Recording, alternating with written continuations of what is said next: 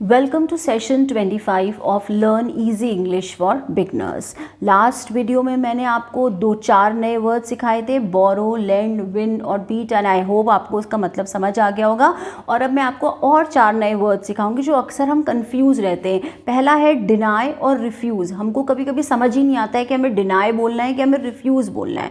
Deny का मतलब होता है कि किसी चीज़ को अस्वीकार करना, हम उसको कमिट नहीं कर रहे हैं कि हमने किया है, वो होता है डिनाई। और रिफ्यूज़ क्या होता है कि जब आप कोई ऑफ़र या किसी रिक्वेस्ट के लिए आप मना करते हैं तो वो होता है रिफ्यूज़।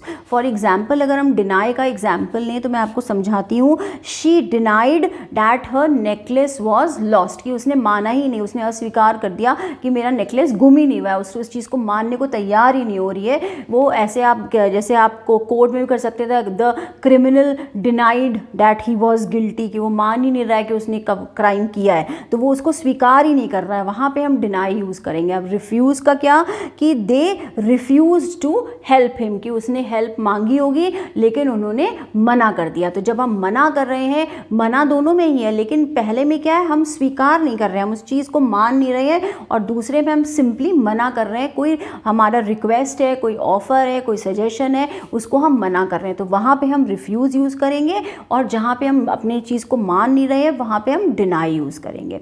दो और नए वर्ड्स हैं इसमें, आंसर और रिप्लाई।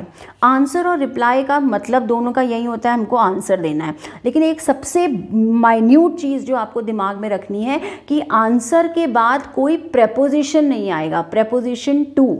जनरली रिप्लाई के बाद प्रेपोजिशन टू आता है, लेकिन आंसर के बाद कभी भी कोई प्रेपोजिशन नहीं आएगा। अब कभी सेंटेंस में अगर आपको मिलता है ऐसा, तो आपको सबसे पहले ये देखना है कि वहाँ पे ब्लैंक के बाद प्रेपोजिशन है कि नहीं है। अगर प्रेपोजिशन है तो फिर तो हमको सीधा रिप्लाई लिखना है, हम आंसर नहीं लिखेंगे, और अगर प्रेपोजिशन नहीं है तो हम आंसर लिखेंगे। फॉर एग्जाम्पल, अगर मैं आपको इस सेंटेंस में बताऊँ कि can you answer my question, तो आंसर के बाद देखिए यहाँ पे कोई प्रेपोजिशन नहीं है, प्रोनाउन आ गया माई, तो हमने यहाँ पे आंसर लिखा। Can you reply to my question, अब रिप्लाई के यहाँ रिप्लाई के बाद प्रेपोजिशन है तो यहाँ पे हमने टू लगाया। तो इस माइन्यूट से डिफरेंस को हमको याद रखना है, क्योंकि आंसर और रिप्लाई का मतलब सेम ही होता है, बस हमको सिर्फ ये प्रेपोजिशन का ध्यान रखना है कि अगर प्रेपोजिशन है तो हम क्या भरेंगे, रिप्लाई, और अगर प्रेपोजिशन नहीं है तो हम क्या भरेंगे, आंसर। अब फिर से मैं आपको इस वीडियो में भी आपको होमवर्क दूंगी ताकि आपको सेंटेंसेस सॉल्व करके ये सारे डिफरेंसेस क्लियरली समझ आ जाएं।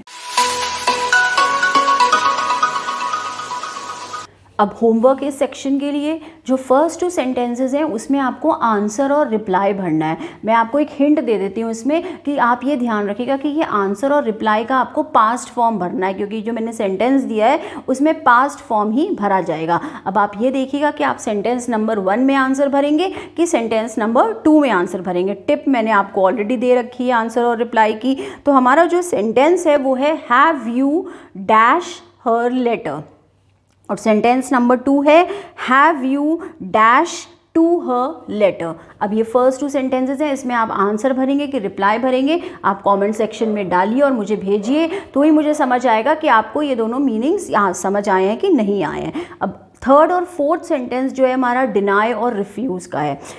Gym dash that he had hit Tom, और दूसरा है I asked her to give me her notes but she dash. अब आप इसमें बताइएगा कि इस डैश में, डैश नंबर 3 में आप डिनाई भरेंगे कि डैश नंबर 4 में भरेंगे, आप कहाँ पे रिफ्यूज़ भरेंगे, कहाँ पे डिनाई भरेंगे। तो अपने आंसर्स आप कमेंट सेक्शन में डालिएगा, सो डैट मुझे भी समझ आ जाए कि आप लोगों को मेरा वो जो मैंने समझाया है वो समझ ठीक से आ गया है कि नहीं आ गया है।